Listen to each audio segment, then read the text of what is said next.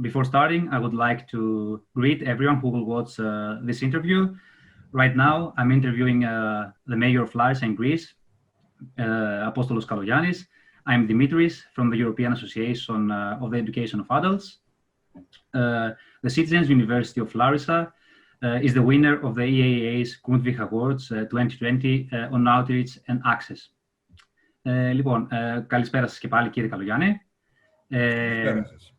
Θα ήθελα να σας ρωτήσω, θα μπορούσατε να μας πείτε μερικά πράγματα σχετικά με το υπόβαθρο του Πανεπιστημίου Πολιτών, του Δήμου Λαρισαίων, καθώς και τους λόγους και τα κίνητρα πίσω από την ίδρυσή του? Καταρχήν να πω ένα μεγάλο ευχαριστώ για το βραβείο που αποδόθηκε από εσάς στο Πανεπιστήμιο Πολιτών της Λάρισσας. Μας δίνει την δύναμη να συνεχίσουμε. Να συνεχίσουμε τις παρεμβάσεις μας σε ένα πεδίο το οποίο στην πόλη μας ήταν ως ένα βαθμό άγνωστο και το οποίο έχει καταγράψει ήδη πολύ σημαντικές παρεμβάσεις, πολύ ουσιαστικές παρεμβάσεις. Το Πανεπιστήμιο των Πολιτών καταρχήν δεν ήρθε ως μια τυχαία ιδέα. Είναι αποτέλεσμα μιας ισχυρής πολιτικής βούλησης για την υλοποίηση συγκεκριμένων δράσεων που βασίζονται στις ανθρωπιστικές αρχές της διαβίου μάθησης, με την κινητοποίηση βεβαίως των φορέων της πόλης, των ενεργών πολιτών και μιας συλλογικής δραστηριότητας, επικεφαλής της οποίας είναι η Δημοτική Αρχή.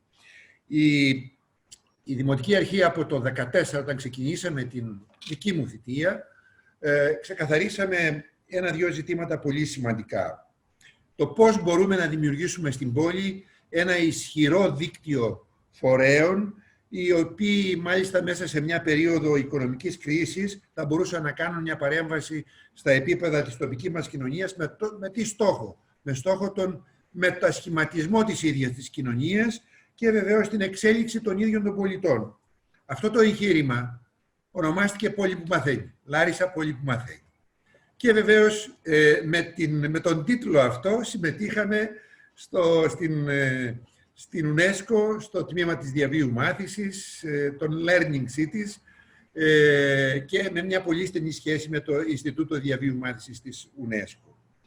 Αυτό λοιπόν είχε ως αποτέλεσμα βέβαια να έχω την τιμή να παραλάβω ένα βραβείο από το Ινστιτούτο της Διαβίου Μάθησης της UNESCO στο Κόρκ της Ιρλανδίας το 2017.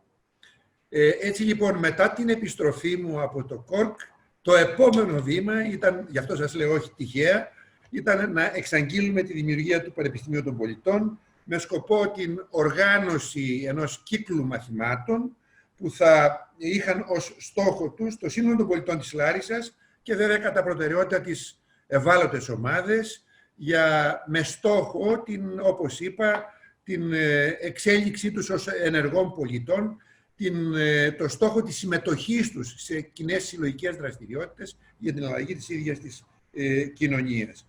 Εκεί λοιπόν στήθηκε πραγματικά το Πανεπιστήμιο των Πολιτών.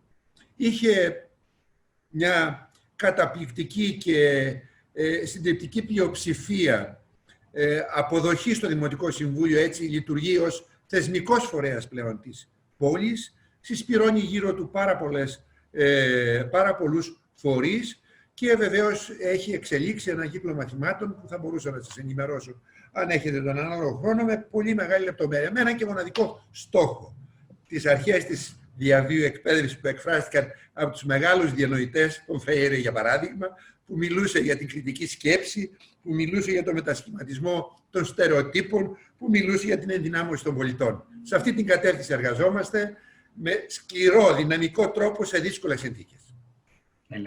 Έχω χαρεί και εγώ προσωπικά που έχω ασχολήθηκα αρκετά με την αίτησή σας.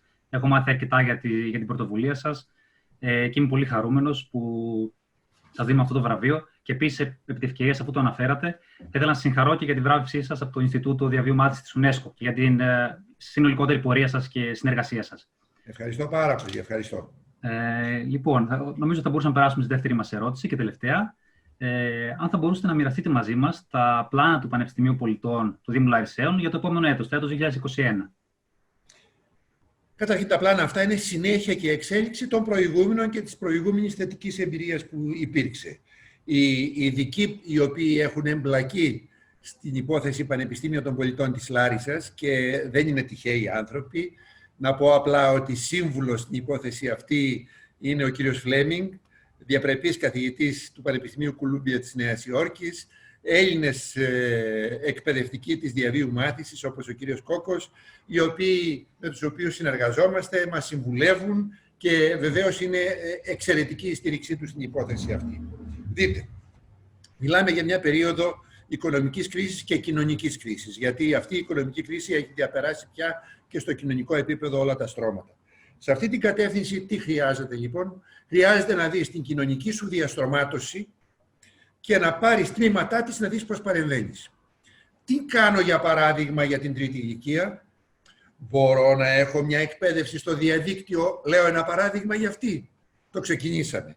Πραγματικά όταν κάποια στιγμή ως δήμαρχος Λαρισαίων επισκέφτηκα ένα χώρο του φορέα της διαβίου μάθησης του δικού μας και είδα 150 ανθρώπους ηλικίας 70 ετών και πάνω να εκπαιδεύονται στους υπολογιστές, πραγματικά έμεινα έκπληκτος. Είναι διαδικασίες οι οποίες προσθέτουν, δίνουν τη δυνατότητα και της άσκησης και της δημιουργικής αξιοποίησης του ελεύθερου χρόνου του καθενός και βεβαίως της επίλυσης και προβλημάτων τα οποία μέσα στην κρίση και αυτή τη στιγμή με το lockdown δίνουν τη δυνατότητα καλύτερης επικοινωνίας με τους φορείς για την εξυπηρέτηση των ίδιων των πολιτών.